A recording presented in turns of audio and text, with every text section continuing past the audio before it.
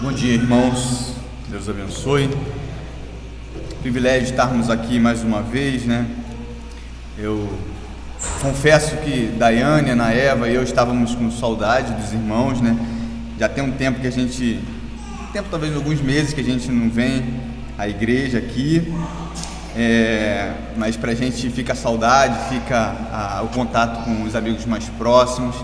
E a alegria em poder ver, né, o quanto que o Deus tem abençoado a amada igreja, frutificando não somente na chegada de novos irmãos, mas principalmente na habitação da palavra que emana deste púlpito, sai deste púlpito. Que Deus abençoe o conselho dessa igreja, os irmãos e a todos, para a honra e glória do teu santo nome.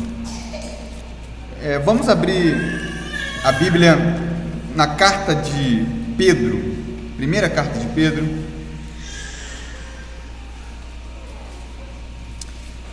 A gente vai ler capítulo 1, versículos 22 a 25.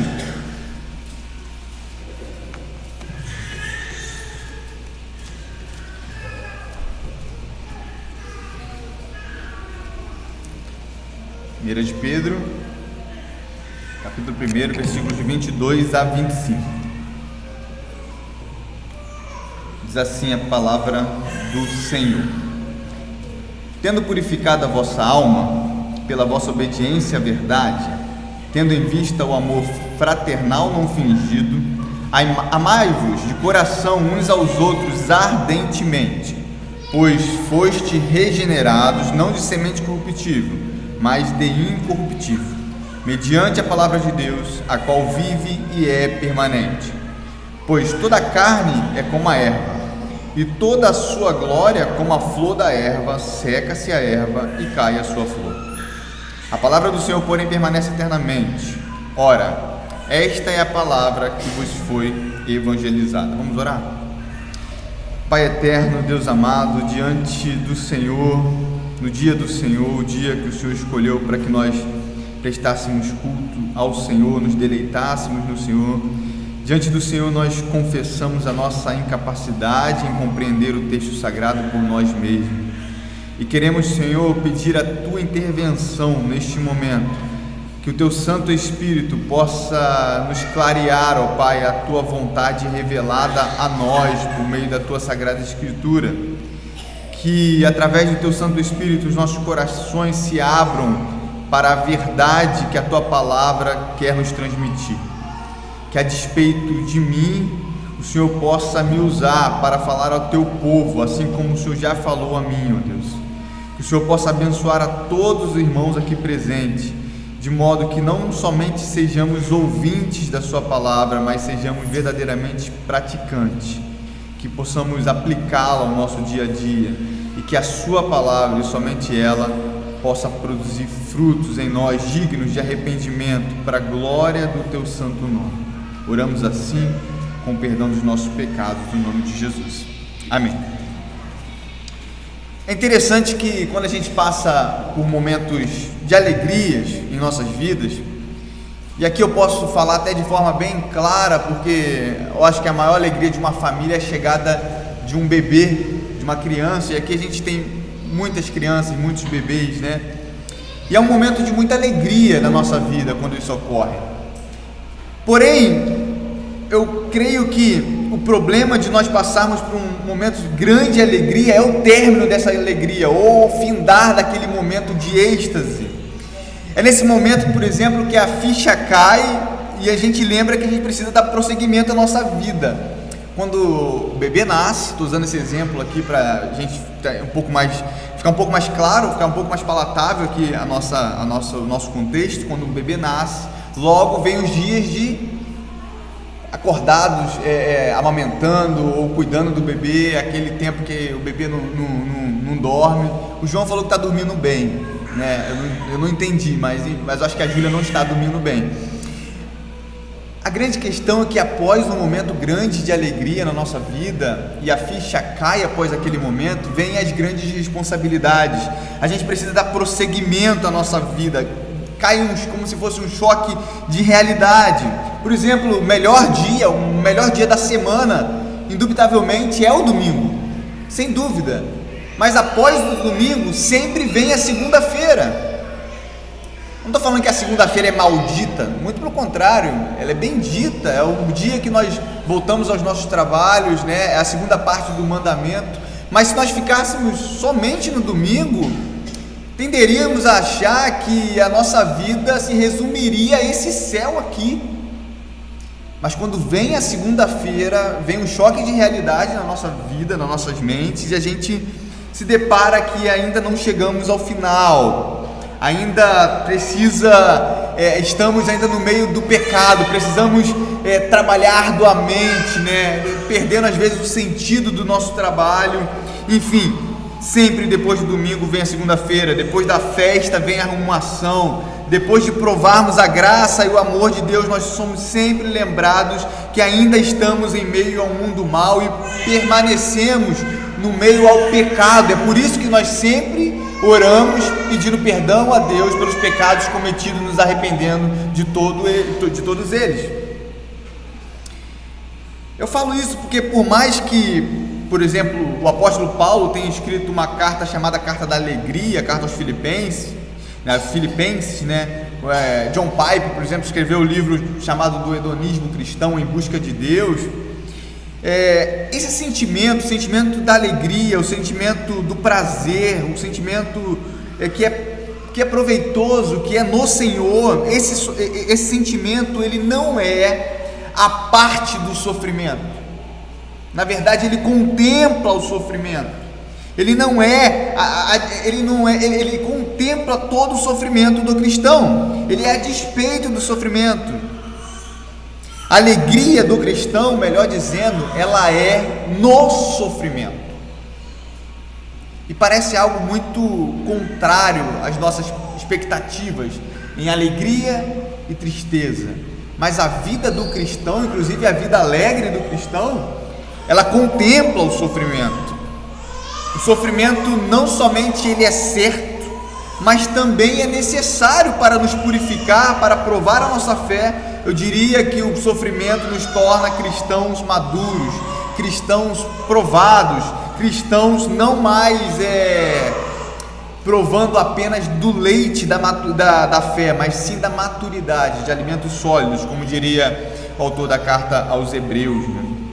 Isso é tão importante, essa temática do sofrimento, que até mesmo Lucas, né, ao escrever Atos, no capítulo 14, versículo 22, ele fala que por meio de muitas tribulações nos importa entrar no reino de Deus. Ou seja, é como se as tribulações fossem um fio condutor para a nossa entrada no reino de Deus.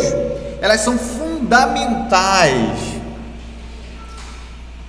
Hebreus capítulo 5, versículo 8, 9, também é dito que, embora sendo filho, ele aqui o Senhor Jesus, aprendeu a obedecer por meio daquilo que sofreu, e uma vez aperfeiçoado, tornou-se a fonte de salvação eterna para todos os que lhe obedecem. Isso é muito interessante, porque a gente olha, por exemplo, esse trecho e pergunta em que o Senhor precisaria ser aperfeiçoado. O Senhor Jesus, perfeito, eterno, em sabedoria, em que ele precisaria ser aperfeiçoado? Em que ele precisaria aprender a obedecer por meio dos seus sofrimentos? Será que ele não saberia obedecer? A questão é que o sofrimento, ele faz parte não somente da vida dos cristãos, mas do próprio Cristo. Foi por meio do sofrimento, de alguma forma, que o Senhor Jesus foi exposto à obediência, à provação. E por meio desse sofrimento ele se tornou fonte de salvação eterna para todos aqueles que estão nele e lhe obedecem. O sofrimento nos torna cristãos melhores, mas também sabemos que o sofrimento na vida do cristão, assim como a alegria parece que ao findar a gente cai num choque de realidade, o sofrimento em meio a um momento de calmaria é como se fosse uma espécie de banho de água fria na nossa vida. É um choque de realidade. Se a gente não tiver cuidado diante do sofrimento, esses sofrimentos podem nos derrubar, podem nos fazer esmorecer, podem nos fazer parar em meio a esta caminhada. É por isso que a temática do Novo Testamento é toda baseada numa jornada de sofrimento, e os apóstolos estimulando a igreja a permanecer firmes na caminhada cristã. Isso não pode ser diferente conosco, né? A nossa caminhada, a caminhada da igreja é uma caminhada de sofrimento. Por mais que no domingo, no dia do Senhor, nós provamos do céu, da maravilha que é, mais uma vez, essa caminhada ela não tira o sofrimento de lado, mas ela é por meio do sofrimento. E eu falo isso porque o propósito dessa carta, da carta de Pedro, é justamente isso. Ele escreve para encorajar os cristãos que estavam sendo duramente perseguidos. Aqui provavelmente esteja se referindo aos cristãos judeus, novos cristãos, né? Inclusive no versículo 1, ele usa aqui a palavra dispersão ou diáspora, né? No capítulo 1, versículo 1, Pedro, apóstolo de Jesus Cristo, aos eleitos que são forasteiros da dispersão. Ele começa a citar aqui as localidades nas quais eles estavam, né? Dispersão é uma palavra muito própria do vocabulário judaico, lembra muito aqui a questão do exílio, né? A diáspora. E ele vai começar a dar alguns argumentos para que eles pudessem resistir na fé, no Evangelho, mesmo diante dessa perseguição, diante de terem sido expulsos, né, de Jerusalém, terem sido espalhados por meio das cidades, das localidades da Macedônia, enfim. E ele vai começar a argumentar para que os cristãos permaneçam encorajados diante desse sofrimento. No capítulo 1, nos versos 6 a 7, ele fala assim, só para você ver como é que é a linguagem de Pedro: nisso exultais, embora no presente, por breve tempo, se necessário, sejais contristados por várias provações, para que, uma vez confirmado o valor da vossa fé, muito mais preciosa do que ouro perecível, mesmo apurado por fogo, redunde em louvor, glória e honra na revelação de Jesus. Ele começa afirmando que o sofrimento na vida da igreja tinha um propósito, ou seja, o sofrimento não era em vão, e o propósito desse sofrimento era a glória de Deus, era a glória de Deus, era a glória de Deus que estava sendo inculcada neles, estava sendo colocada, estava sendo transparecida através da vida deles. Nos versículos 13 a 17, né? Por isso, cingindo o vosso entendimento, sede sóbrios, esperai inteiramente na graça que vos está sendo trazida, na revelação de Jesus Cristo, como filhos da obediência. Não vos amoldeis às paixões que tinham anteriormente na vossa ignorância, pelo contrário, segundo é santo, aquele que vos chamou, tornai-vos também santos, vós mesmos em todo o vosso procedimento, porque está escrito: sede santos, porque eu sou santo. Ora, invocai como Pai aquele que, sem acepção de pessoas, julga segundo as obras de cada um. Portai-vos com temor durante o tempo da vossa peregrinação. Esse sofrimento, né, é interessante que muitas vezes seria acometido pelo fato deles praticarem a justiça. Está lá no capítulo 3, olha, dá uma olhadinha lá também nos versos, capítulo 3, versos de 13 a 17 também. Ora, quem é que vos há de maltratar, se fostes zelosos do que é bom? Mas ainda que venhais a sofrer por causa da justiça, bem-aventurados sois, não vos amedronteis, portanto, com as suas ameaças, nem fiquei alarmados. Antes, santificai a Cristo como Senhor em vosso coração, estando sempre preparados para responder a todo aquele que vos pedir a razão da esperança que há em vós, fazendo todavia com mansidão e temor, com boa consciência, de modo que naquilo que falam contra vós outros fiquem envergonhados, que difamam o vosso bom procedimento em Cristo. Porque se for da vontade de Deus, é melhor que sofrais por praticardes o que é bom, do que praticando o que é mal. Ou seja, o sofrimento tinha um propósito, esse propósito era a glória de Deus, e muitas vezes esse sofrimento viria diante deles por estarem fazendo aquilo que é certo. Sofrer num contexto onde a gente não sabe se faz aquilo que é certo, já é algo complicado, mas é aquilo que a gente planta, a gente colhe, dentro de um ponto de vista natural. Porém, fazer aquilo que é certo e colher sofrimento deve ser ainda algo muito mais turbulento, e essa é uma característica da igreja. A igreja sempre vai fazer aquilo que é certo e vai sofrer por causa da justiça. E é aí que o apóstolo Pedro fala que nós precisamos sentir alegria ainda maior. Vocês estão sofrendo pela justiça. Isso para vocês precisa ser como se fosse algo, uma vanglória, algo que vocês precisam se gloriar. É por isso que o apóstolo Paulo fala que ele se gloria no sofrimento, nas tribulações. No capítulo 4, do versículo 12 a 19, ele vai citar agora que o sofrimento cristão nos torna participantes do sofrimento de Cristo. E é por isso que nós temos que sofrer de uma maneira, por exemplo, distinta do mundo. O sofrimento na vida do cristão produz alegrias. O cristão ele sofre de maneira diferente daquele que não conhece a Cristo, porque esse sofrimento dá a ele alegria. E ele termina a carta no capítulo 5, nos versículos de 9 a 10, falando que esse sofrimento terá um fim. Não é um sofrimento eterno, mas ele já tem duração, validade estabelecida, né? Primeiro ele vai afirmar que tem um propósito, o propósito é a glória de Deus. Muitas vezes eles vão sofrer por causa da justiça, eles sofrerão porque eles fazem parte do sofrimento de Cristo, é um privilégio ser participante dos sofrimentos de Cristo. Ele termina falando que esse sofrimento tem um prazo estabelecido e ele terá um fim. Capítulo 5, versículos de 9 a 10, olha o que ele fala aqui: resistirem firmemente na fé, certos de que os sofrimentos iguais aos vossos estão se cumprindo na vossa irmandade espalhada pelo mundo. Ora, o Deus de toda graça, que em Cristo vos chamou à sua eterna glória, depois de teres sofrido por um pouco, Ele mesmo vos há de aperfeiçoar, firmar, fortificar e fundamentar, né? Ou seja, o Senhor estava cuidando deles, mesmo que sofreu por eles, estava providenciando todos os meios para que aquele sofrimento passasse. E esse capítulo 1 é interessante porque sempre quando a gente fala das cartas, né, com exceção de Tiago, e à noite a gente vai poder falar um pouquinho sobre isso, sempre tem um molde. E que molde é esse? O molde é que primeiro ele estabelece as doutrinas para depois fazer as aplicações práticas, ou extrair, né, comportamentos ou questões ligadas à ética a partir do fundamento já estabelecido. E o capítulo 1 é o capítulo que Pedro estabelece as doutrinas para justamente ele dar essas aplicações que a gente leu a partir do versículo 22, a partir do versículo 13, enfim, mas a partir do versículo 22 que foi o trecho que a gente leu mais especificamente.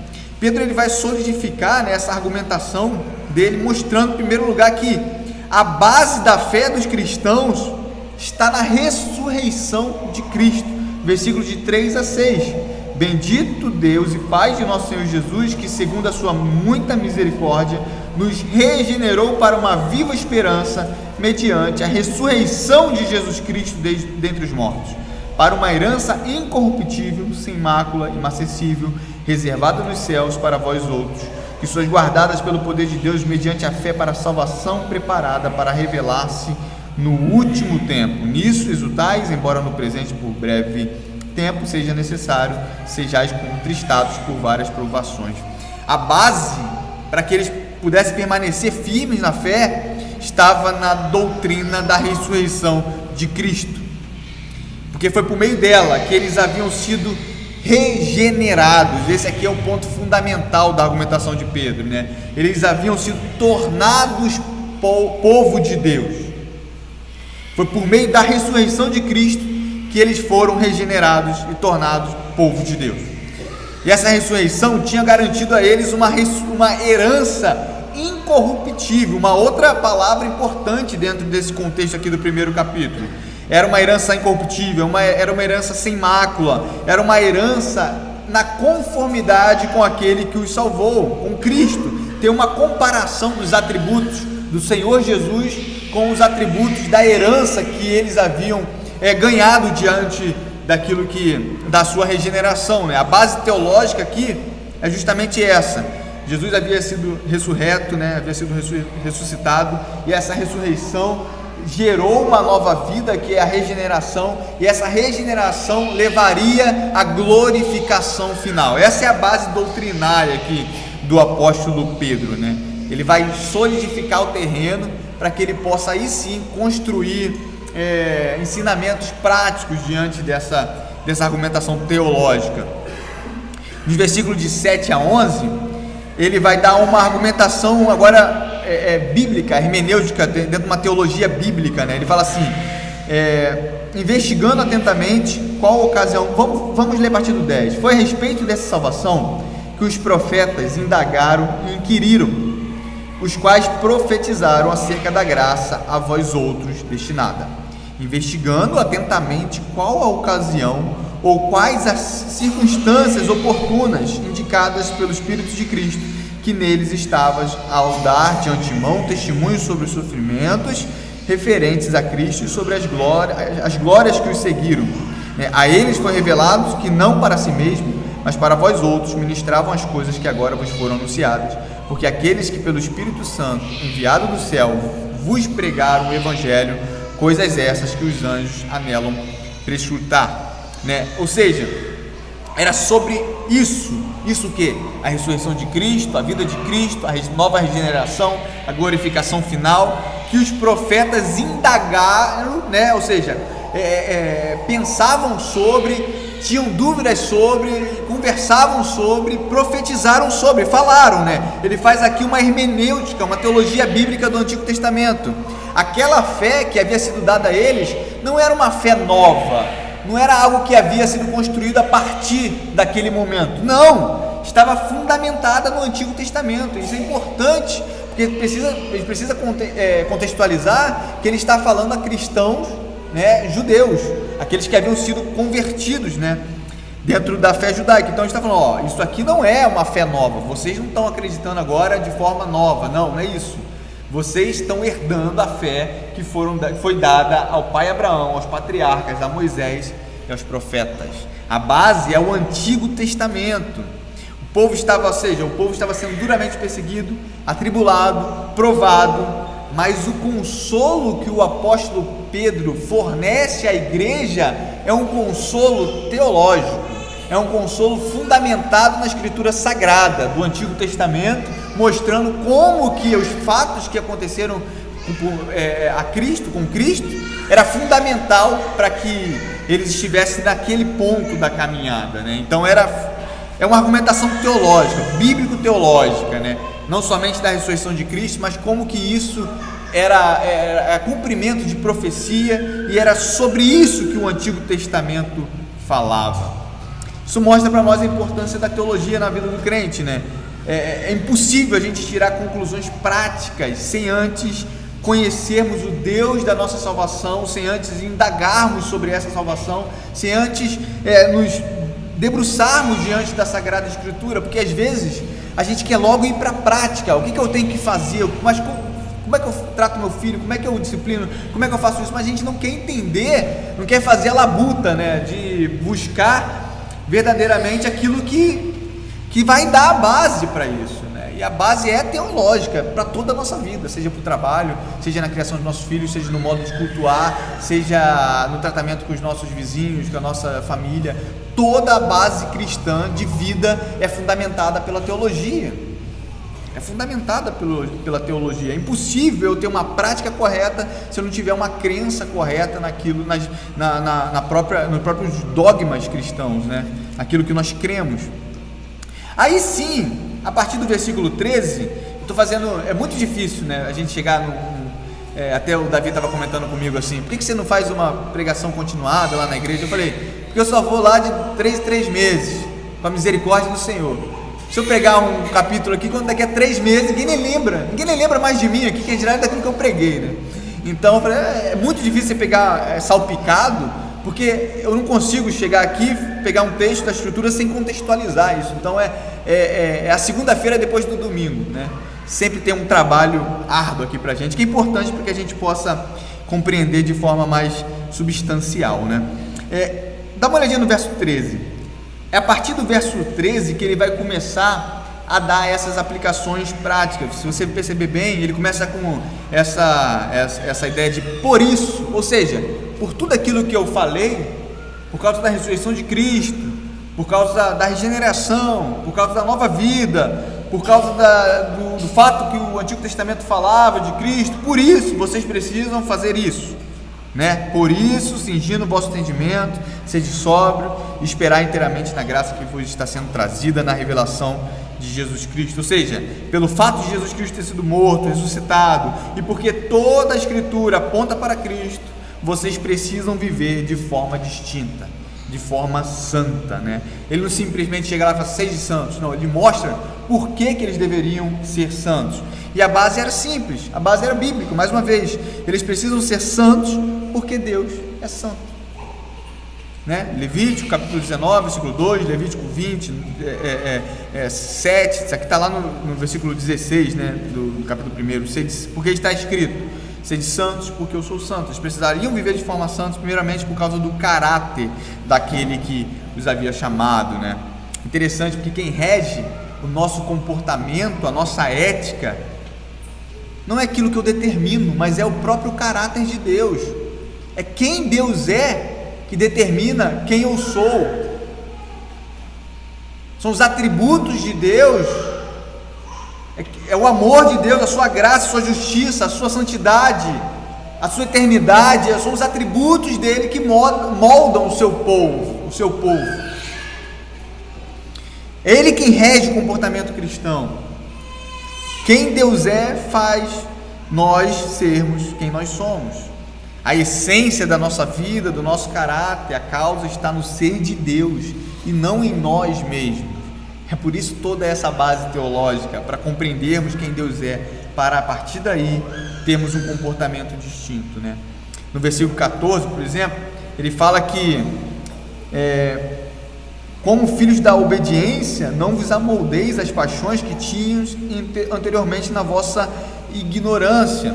Ou seja, por isso vocês precisam ter uma vida diferente daquelas que vocês tinham antes de serem convertidos, porque afinal, quem comprou vocês foi uma coisa mais pura, mais bela do que qualquer coisa que já passou por esta terra, e essa coisa é simplesmente o precioso sangue de Cristo. Está lá no versículo 18 a 19, ó, sabendo que não foi mediante coisas corruptíveis, como prata ou ouro, que foste resgatados do vosso fútil procedimento, que vossos pais vos legaram, mas pelo precioso sangue, como de cordeiro, sem defeito e sem mácula, o sangue de Cristo.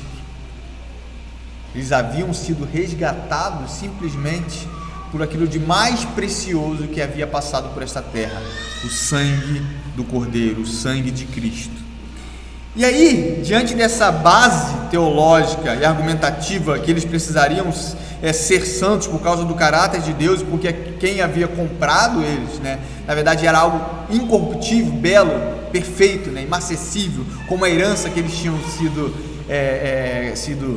tinham ganho, né, era Cristo, o precioso sangue do Senhor Jesus. Então é nesse contexto, é nesse pano de fundo, é nessa base que está situado esse versículo de 22 a 25, tendo purificado a vossa alma, os versículos que a gente leu, né? Essas recomendações práticas ao modo viver comunitário do cristão. Parece que ele dá uma argumentação individual, como que o cristão regenerado precisa viver, mas agora ele volta para a igreja, para a comunidade, para aqueles que estão sofrendo de forma conjunta. Eles precisavam agora olhar para a igreja, ou seja, como que vocês devem viver, como que vocês devem exercer esse chamado do Senhor, como que devem ser essas recomendações. E ele começa aqui dando alguns pressupostos.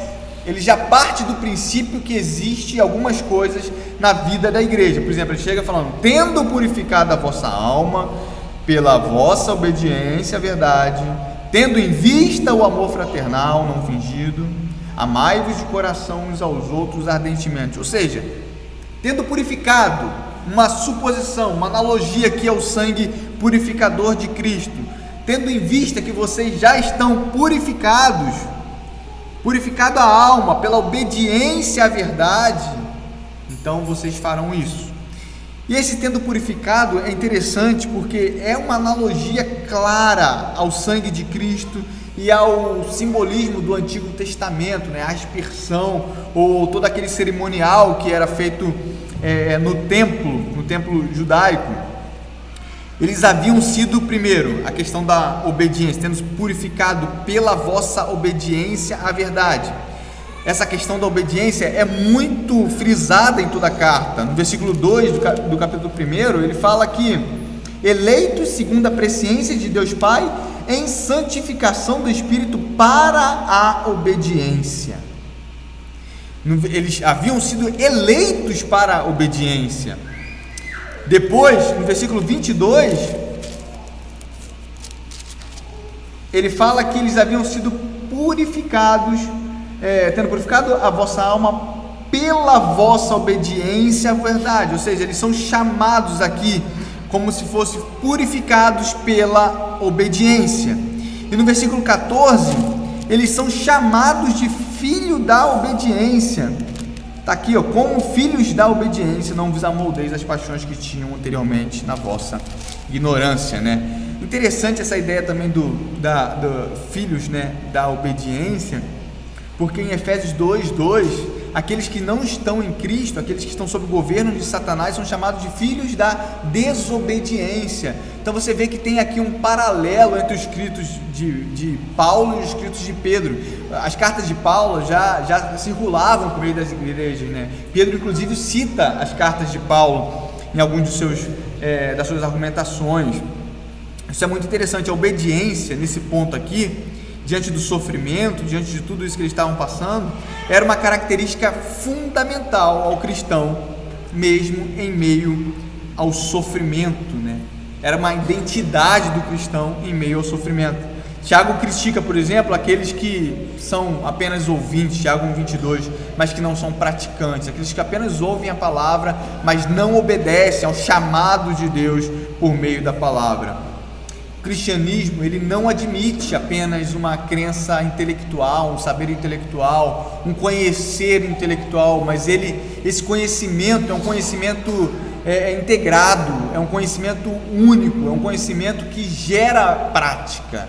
E é por isso que os autores das cartas estão sempre colocando doutrinas e prática, doutrina e prática. É impossível eu me revestir de doutrina sem a prática. Isso aí é algo unificado, indissociável, inseparável. Uma outra questão é que não é porque nós estamos sofrendo que nos dá chancela ou legitimidade para desobedecermos. Sabe aquelas pessoas que falam assim, que começam a viver uma vida devassa, uma vida em desobediência aos preceitos do Senhor, aí você vai conversar com o irmão sobre aquela pessoa, ou até mesmo com aquela pessoa, normalmente é dito assim, não, mas ela está passando num momento difícil, triste, aí precisamos entender esse momento dela. O fato de nós estarmos passando por tribulações e provações não dá ao cristão legitimidade em andar em desobediência, muito pelo contrário. São nesses momentos de provações, momentos de tribulações, que nós verdadeiramente somos provados e testados, a fim de que verdadeiramente sejamos conhecidos como filhos da obediência. É fácil obedecer quando está tudo bem, é fácil obedecer sem provação, é fácil obedecer quando a nossa fé não está em xeque, é fácil obedecer quando o nosso emprego não está em xeque, quando o nosso bolso não vai ser mexido, ou quando a nossa família não vai ser colocada em perigo. Porém, em momentos de tribulações, é aí que o cristão verdadeiramente é provado e reconhecido como um filho da obediência. Não há legitimidade alguma para desobedecermos ou andarmos em desobediência, mesmo quando estamos passando por tribulações. Mais uma vez, muito pelo contrário, é através da obediência que seremos fortalecidos para enfrentar ainda mais a dor e a perseguição, porque foi para a obediência que nós fomos chamados. Eu mostrei aqui um monte de passagens dentro da carta de Pedro que ele cita essa questão da obediência como uma marca importante, fundamental na vida do cristão. Esse é o primeiro pressuposto, né? O primeiro pressuposto é, tendo purificado a vossa alma pela vossa obediência à verdade. Partindo do princípio que vocês purificaram a vossa alma pela obediência da verdade. Segundo pressuposto, partindo do princípio que o amor que habita em vocês é um amor não fingido, né? Eu vou ler aqui agora o trecho na sua integralidade aqui, na versão, tendo purificado a vossa alma, tendo em vista o amor fraternal não fingido. tendo em vista, partindo do princípio que isso já habita em vocês, né? Interessante que esse pressuposto do amor fraternal não fingido, ele só é dado, ou só é reconhecido àqueles que são verdadeiramente cristãos. Amor não fingido só pode ser visto, só pode ser contemplado, experimentado no meio daqueles que foram regenerados, daqueles que possuem o amor não fingido, que é o amor de Cristo, o amor verdadeiro, né? Esse amor cristão, verdadeiramente cristão, o amor não fingido, é o mesmo que amor sincero, amor voluntário, amor sacrificial, amor revestido de boas obras, né? Esse amor que vem de Deus, ele só pode ser usufruído em comunidades onde Cristo habita e é Senhor, onde o Espírito de Cristo habita, onde o Senhor Jesus é verdadeiramente o Senhor e mora em nossos corações e vive no meio de nós e nos transforma, fazendo que esse amor fraternal seja verdadeiramente não fingido. Isso é interessante porque, por outro lado, se as nossas comunidades não são reconhecidas por esse amor fraternal não fingido, há um problema grave conosco, grave, porque esse amor é uma marca indelével de Cristo, esse amor sacrificial, esse amor perfeito, esse amor voluntário, esse amor em prol do outro, esse é uma marca do próprio Jesus, do servo sofredor. Se essa marca não está em nós, tem um problema gravíssimo conosco. Você vê que ele já parte do pressuposto que esse amor está no meio deles. Ele não fala assim, não, vocês precisam chegar a esse amor. Não, ele fala, tendo em vista que em vocês há um amor não fingido, por causa da ressurreição, da regeneração, da glorificação, né, das bases.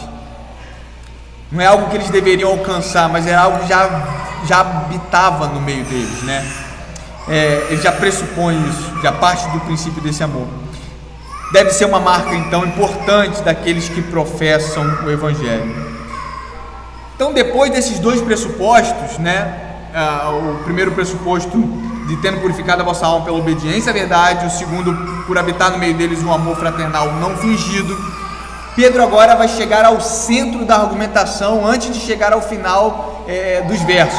E aqui tem uma espécie de quiasmo, né? Uma estrutura hebraica na literatura, onde o centro da argumentação está em forma de pirâmide, é o meio. Então ele chega ao ápice da argumentação no meio de todas as suas palavras, né? E ele vai falar assim: por isso, né, tendo purificado, tendo o amor fraternal fingido, fazer o que então? Amai-vos de coração uns aos outros ardentemente. Isso aqui é o centro. Amai-vos de coração uns aos outros ardentemente. É o centro da argumentação de Pedro, né? Ele vai falar assim: amai-vos de coração uns aos outros, mesmo diante da perseguição, mesmo diante de estarem longe da sua terra natal. E esse amai-vos de coração uns aos outros ardentemente, a ideia é que esse amor, fruto do amor não fingido, esse amor sincero, ele deveria ser do profundo da alma, de dentro do coração, algo que mexe com o centro de todo o nosso ser, com o centro das nossas vontades, o centro das nossas atitudes, com as nossas emoções, com o nosso intelecto, ou seja, um ser humano integral, não somente com uma parte, mas com todo o ser humano, com a sua mente, com as suas emoções, com os seus intelectos, com a sua vontade, com todo o seu ser. Esse amor deveria ser dado uns aos outros de forma ardente. Isso mostra que esse amor serviria como uma espécie de consolo, uma espécie de estímulo diante das lutas, diante dos sofrimentos. E por isso, esse amor não poderia ser, né, um amor simplesmente superficial, um amor que só faz o básico, sabe? Eu faço aquilo só que me cumpre a fazer, só ali para tirar o 5, nota 5, né? Não. Um amor perfeito, um amor de coração uns aos outros ardentemente, não pode ser apenas um amor superficial. Ele não pode ser um amor simplesmente protocolar, ou que cumpre apenas as suas funções, a minha função de diácono, de presbítero, ou de líder de alguma coisa, ou simplesmente fazer aquilo que me cumpre o protocolo. Ele não pode ser um amor indiferente, por exemplo, Porque existe amor verdadeiro, mas que às vezes é indiferente. Você até ouve o irmão, mas não se compadece daquilo, não mergulha nas suas necessidades, não atinge a vida dele como um todo. E esse amor ele não pode ser apenas secundário, mas ele deve ser prioritário. É por isso que Paulo também fala, né, que nós devemos fazer o bem a todos, mas principalmente aos domésticos da fé. Significa que o amor que habita no meio do povo de Deus tem que ser prioritário, em detrimento de qualquer outro segmento, né? Esse amor ele tem que ser também uns aos outros. Aqui tem essa ideia de reciprocidade, né? Uma via de mão dupla, dar e receber, amor correspondido, é igualitário, equânime, voluntário, ele é sacrificial, deliberado, ou seja, não há excessos nesse amor. Ele é movido pelo sentimento de servir e não simplesmente de ser servido, e ele permeia, ele enche toda a comunidade. Ele é uns aos outros, ou seja, ele sai de um e vai para o outro, vai para os outros, né? Vem de Cristo, mas ele é derramado por toda a comunidade. Toda a comunidade experimenta desse amor, ele derrama esse amor uns aos outros. E esse amor, ele também é ardente. Interessante que ele parece que está falando a mesma coisa, né? Mas ele está apenas dando ênfase e acrescentando qualidades nesse amor. Amai-vos de coração, mas não somente de coração, uns aos outros, mas não somente uns aos outros, mas ardentemente, algo como se fosse apaixonado, né? Um amor que dói. Eu não costumo trazer muita questão do grego para cá, mas eu achei interessante que a palavra grega aqui é ektenos, né? Significa fervorosamente, intensamente, sem cessar. Esse amor ele não pode ser interrompido, ou ele não pode simplesmente ser ignorado. É o mesmo amor, né, que emana de Cristo. E se Cristo é o padrão, ele não pode ser interrompido. Imagina o Senhor Jesus caminhando ao Gólgota, na primeira oportunidade que ele tem, que alguém fala, se o Senhor é o Filho de Deus, desça dessa cruz aí, salve-te a ti e a nós também, né? Foi isso que o ladrão falou para ele. Ele falou, você tem razão, vou fazer isso. Esses caras não merecem isso que eu estou fazendo, né? Quem são eles? Tem razão, né? Imagina se esse amor fosse interrompido em algum momento.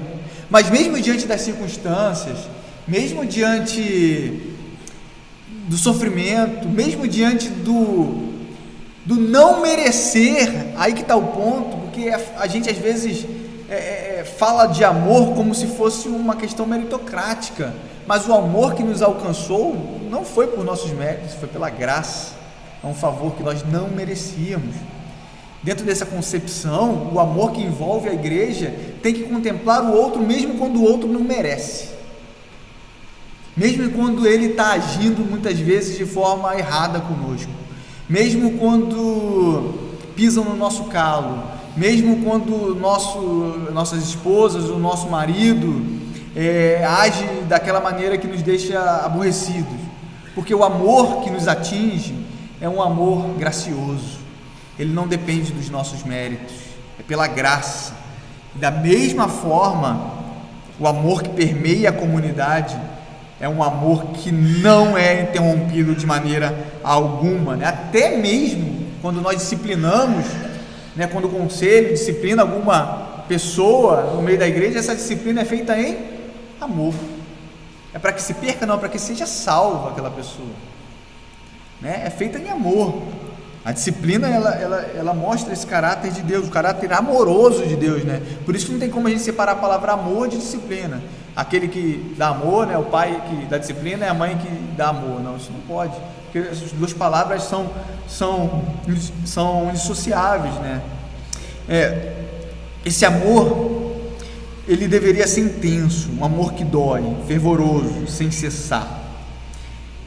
E a partir do verso 23, ele vai dar os motivos pelos quais eles deveriam cultivar esse amor. Chegou ao centro da argumentação e agora ele vai dar a explicação por que eles deveriam cultivar esse amor, né? Porque foste regenerados, está aqui no verso 23, voltou de novo ao tema da regeneração, não de semente corruptível, mas de incorruptível, voltou de novo aquela ideia daquilo que é incorruptível, aquilo que é corruptível, mediante a palavra de Deus, a qual vive e é permanente, né? Pois foste regenerados não de semente corruptível, mas de incorruptível. Diante do sofrimento que eles estavam enfrentando, eles precisavam se lembrar que eles tinham recebido uma nova vida, eles tinham sido regenerados. E a característica dessa vida, dessa nova vida, é que ela havia sido germinada não por uma semente incorruptível, não por uma semente corruptível, mas por uma semente incorruptível. Que semente era essa? Cristo. Foi Cristo que havia lhes dado essa nova vida, algo incorruptível. Diferente, por exemplo, da vida humana, em que uma semente corruptível precisa fecundar um óvulo corruptível para gerar uma vida corrupta. A nova vida que Cristo nos dá, ela é oriunda de uma semente incorruptível, da palavra de Deus, que emana nos nossos corações e frutifica, gera em nós arrependimento profundo e uma nova vida que não mais é corrupta, que não mais tem fim, mas que é uma vida eterna, que é uma vida plena, uma vida nova. E é por isso que eles deveriam se portar dessa maneira. Comparando, por exemplo, com o apóstolo Paulo, né, essa linguagem também de semente está muito ligada à agricultura, né? Quando uma semente é lançada ao solo, ela precisa se deteriorar para que essa semente, após de morrer ali no solo, ela possa gerar, a partir dessa vida corrupta, uma nova vida, vamos dizer assim, né? Desculpa os biólogos aqui, mas falei tudo errado, mas vocês entenderam aqui a questão daquilo que é corrupto e daquilo que é incorrupto, né? A nova vida em Cristo é incorruptível. Compara, por exemplo, com o escrito do apóstolo Paulo, em Romanos 8,18, né? Quando ele fala que nenhum sofrimento do tempo presente pode ser comparado com a glória que há de nos ser revelada. Por quê? Porque o sofrimento desse mundo, eles são pertinentes, oriundos de uma vida corrupta, eles têm fim. Por isso, diante da glória que há de nos ser revelada, que é fruto, é herança incorruptível, inacessível, plena, perfeita, é até covardia nós compararmos uma coisa com a outra. Não tem como, não tem padrão, é algo infinitamente superior. O princípio é o mesmo, os sofrimentos são passageiros, eles são parte desse tempo presente, eles vão perder a sua glória. Quando esses são colocados diante da glória eterna, conquistada por um Deus eterno, cuja glória não se corrompe, não há comparação que nós possamos fazer. E é por isso até que C.S. Lewis dizia, né, que aquilo que não é eterno é eternamente inútil, porque normalmente a gente foca a nossa vida, foca os nossos olhos naquilo que é corrupto, naquilo que é perecível, e não colocamos a nossa mente nas coisas que são do alto, nas coisas que são eternas, porque quando nós fizermos isso, não haverá comparação com nenhum sofrimento deste mundo. Nenhum mal que o nosso próximo tenha feito contra nós vai impedir o nosso amor em prol dele. Nada, porque a nossa mente está focada naquilo que é incorruptível, né? Isso é interessante, porque às vezes a gente tem a nos mostrar. Eu vou abrir o celular, não é para olhar o WhatsApp, é porque estou com 1% de bateria aqui e eu já previa que eu não ia conseguir usar todo, então vou botar meu esboço aqui no celular, só para garantir não ficar procurando aqui. Pronto, agora eu tenho nos dois. Não gosto de tecnologia, é uma beleza, né? Não estaria cheio de papel aqui voando, do jeito que eu sou meio estabanado, já estaria todo enrolado aqui. Mas vamos lá.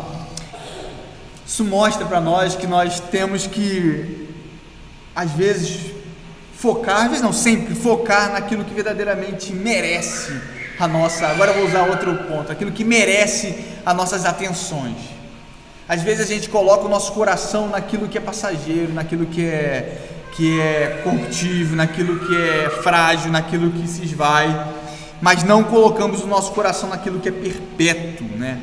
E por mais que nós devamos nos envolver com as coisas desse mundo, elas não podem roubar o nosso coração. Hoje se fala muito em ansiedade, por exemplo, mas a gente esquece que a ansiedade é um pecado, e esse pecado ele é proveniente do preocupar-se demasiadamente com as coisas deste mundo. Porque se nós tirarmos a nossa mente das coisas deste mundo, do que nos acontecerá, a ansiedade ela não existe. Porque a ansiedade é querer ter domínio sobre todas as coisas, colocar sobre as suas mãos, e quando você vê que aquilo não está diante das suas mãos, você fica ansioso. Por exemplo, diante da nossa circunstância que nós estamos vivendo, eleição presidencial 2022, é algo que é importante, é fundamentalmente importante, é algo que vai dizer respeito a nós, sim, é algo que vai dizer, que vai nortear talvez o passo da igreja no futuro, sim, mas nem isso pode roubar a nossa paz e o nosso coração, nem isso, nem aquilo que eu tenho que comer amanhã ou hoje mesmo pode roubar o nosso coração, porque as nossas ansiedades foram lançadas sobre o Senhor, foram lançadas na cruz de Cristo, e o Deus que é inacessível, é pleno, é perfeito, é eterno, não é corrupto, é o mesmo Deus que nos ampara em nossas necessidades, é o mesmo Deus que não vai nos poupar do sofrimento, se Deus livre e guarde, Lula vencer a eleição, mas é um Deus que vai nos fazer, através do sofrimento, sermos purificados a alma, purificados para a obediência, vivendo uma vida em amor ardentemente no meio da comunidade. Ou se talvez eu não sei, porque eu trabalho não tenho um emprego fixo, eu não sei o que mês que vem, qual vai ser os meus proventos, mesmo diante disso, é o mesmo Deus que mesmo no meio do sofrimento nos ensinará a viver uma vida para a sua glória, porque o propósito do sofrimento, como eu disse lá, é a glória de Deus, é moldar-nos à sua imagem, né? A gente às vezes coloca a nossa mente, o nosso coração naquilo que não merece. O nosso coração precisa estar focado em amar a Deus sobre todas as coisas, em amar ao próximo como a nós mesmos, a viver intensamente a vida cristã comum, em família, em comunidade, adorando ao Senhor. O nosso foco, o nosso coração precisa focar naquilo em glorificar a Deus, em ter prazer nele, vencendo as tentações e os pecados que estão nos rodeando. Nosso foco precisa ser esse, as coisas não deste mundo, mas aquilo que é eterno. Uma outra questão é que essa regeneração, a causa desse amor que Pedro ordena aos cristãos, ela só poderia ser alcançada por meio da palavra, porque ela também vive e é permanente, né? No versículo 23, a segunda parte do verso: pois foste regenerados não de semente corruptível, mas de incorruptível, mediante a palavra de Deus, a qual vive e é permanente. O centro do ensino de Pedro aqui está em amar uns aos outros, né, de coração ardentemente, mas esse elemento da palavra de Deus é fundamental para que a vida deles em meio ao sofrimento pudesse florescer. Eles precisariam se dedicar à palavra, porque a palavra possui os mesmos atributos daquele que havia os ganhados para essa nova vida. A palavra é viva, Cristo é vivo, ela é permanente, Cristo é permanente, ela é perfeita, assim como Cristo. Fica muito claro que seria impossível para eles se dedicarem ao amor sem se dedicarem à palavra. Não havia nenhuma possibilidade de serem encorajados em meio ao sofrimento sem a palavra. Não havia possibilidade de serem, ao menos, nem mesmo cristãos sem a palavra. Porque essas características que nós citamos aqui são características da igreja. Ele parte do pressuposto, como a gente disse aqui, né? E para explicar isso, Pedro, no versículo 25, ele termina, né, no versículo 24 e versículo 25, ele vai falar assim: pois toda a carne é como erva, e toda a sua glória como a flor da erva, seca-se a erva e cai a sua flor. A palavra do Senhor, porém, permanece eternamente. Ora, esta é a palavra que vos foi evangelizada, né? Ele vai citar aqui, ele vai começar a citar Isaías, no capítulo 40, versículos 6 a 8, e vai mostrar que assim como o povo de Israel tinha sofrido e sofreria ao passar pelo exílio, a vida humana ao passar pelo sofrimento se compara à breve vida de uma erva cuja flor cai depois de secar esta erva. A vida humana é assim, ela é breve, ela é corrupta. Por mais poderoso que você seja nessa terra, a vida é breve, ela é corrupta. A gente passou recentemente agora pela morte da Rainha Elizabeth, a rainha mais longeva, né, que passou por essa terra. Por mais poder que ela possuía, por mais digno de honra que ela fosse, a vida dela chegou ao fim. Como toda a nossa vida, como todos nós, a vida é breve. E diante disso, né, a gente precisa entender que a palavra de Deus, ela sim permanece eternamente. Ela sim, né, é fruto daquilo que Deus prometeu, porque Ele vai cumprir. Ela é a única capaz de dar a nós, nos dar vida eterna ao pecador morto em seus delitos e pecados. Na parte B do versículo, ele termina dizendo que esta é a palavra que havia sido evangelizada a eles, ou seja, eles haviam sido ganhos para a nova vida por meio da ressurreição de Jesus Cristo dentre os mortos, uma obra planejada por Deus o Pai, e estavam sendo destinados a uma herança incorruptível, o novo céu e a nova terra, e por isso não poderiam esmorecer diante da tribulação. Essa carta é uma carta muito preciosa, né? Porque o contexto do sofrimento parece algo distante para nós, mas a gente não se tocou que esse contexto é um contexto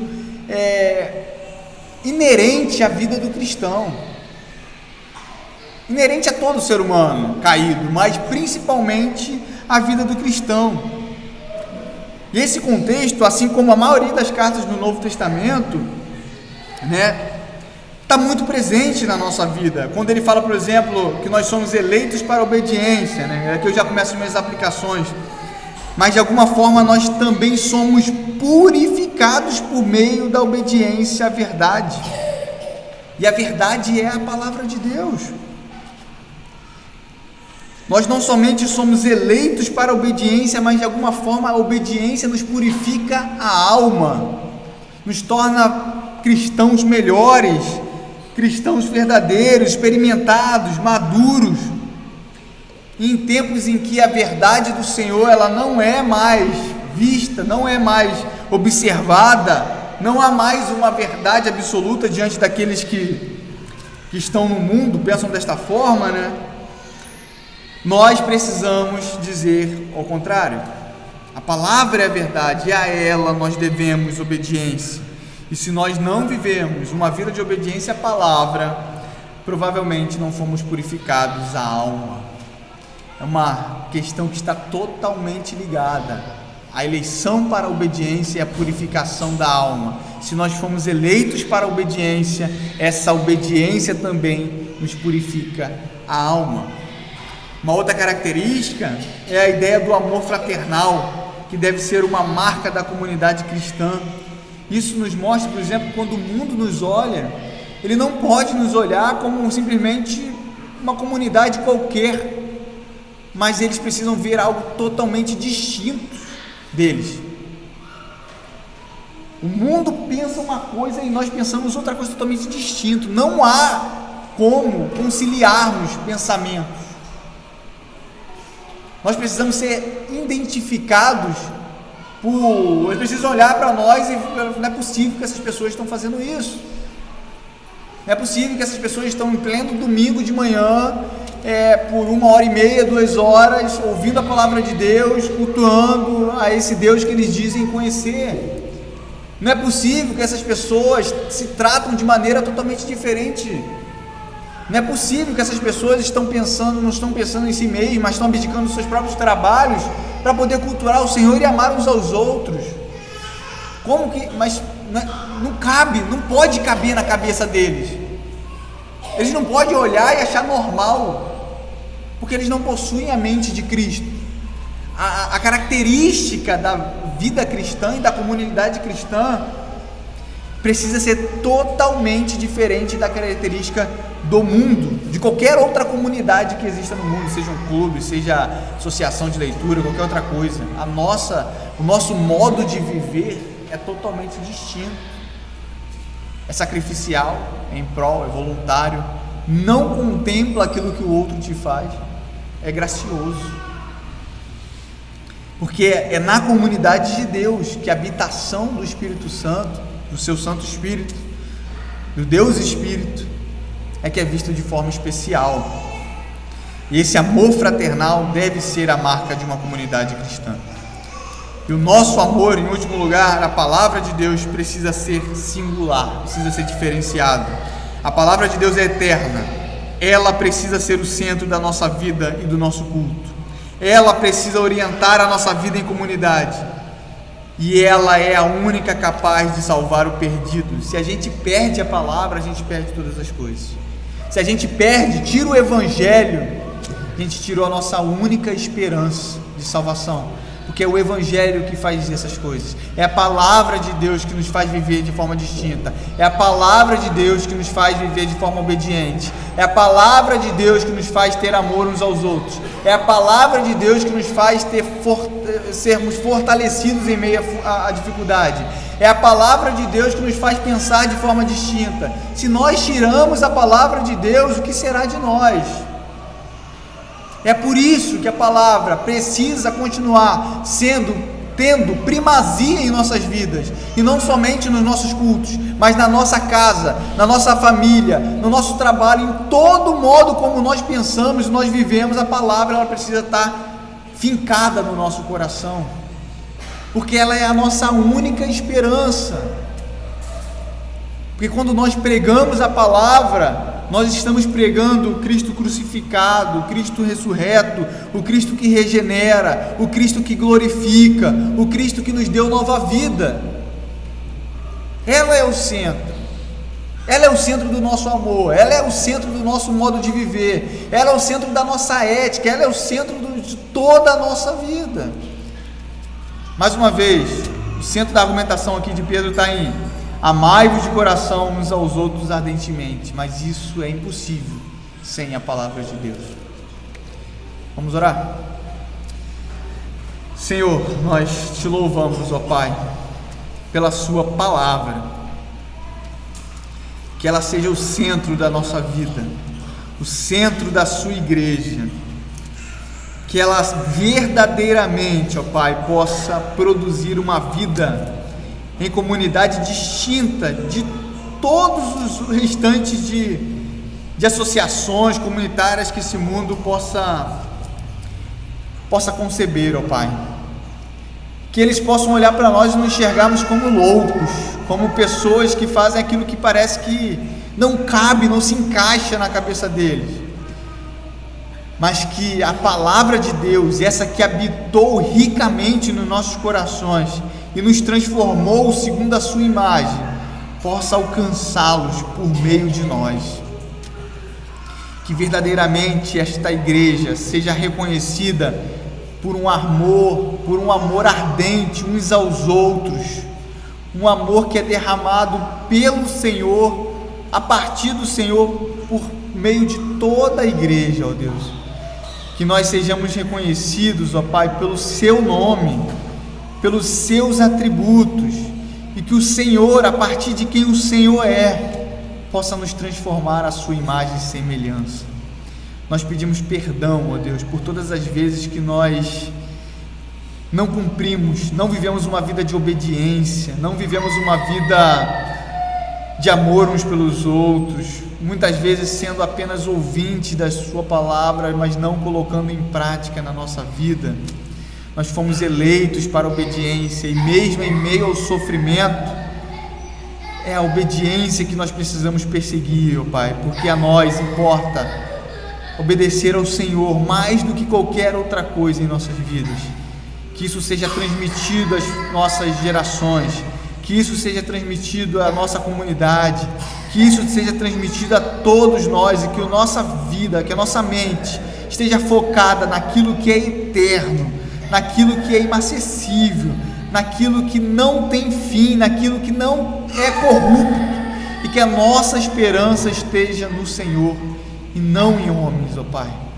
Obrigado por tudo que o Senhor tem nos feito, porque nós somos gratos à Tua palavra que habita em nós e nos frutifica para a glória do Teu santo nome. Que o sofrimento deste mundo jamais nos venha deixar parar, mas que esse sofrimento nos purifique, nos prove e nos torne cristãos ainda mais maduros diante do Senhor para a sua glória.